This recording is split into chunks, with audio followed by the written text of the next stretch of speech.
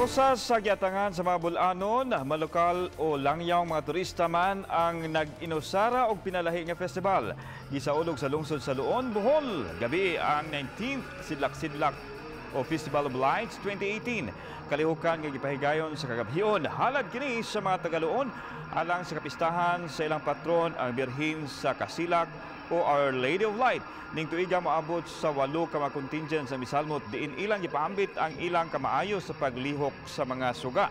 Ang criteria for judging wala gibase sa mga mabulukong costumes o props kundi kung giunsa pagpalihok sa mga performers ang mga suga aron makaporma og pattern o paglihok nga dungan sa musika. Mapawaw sab ka sa performance ning grupuha kay ang ilang pagsayaw gamit ang mga suga murag mga bawod sa dagat. Ang kinadibok ang porma o imahin sa mga suga gidaig o gihangop og maayo sa mga nananaw.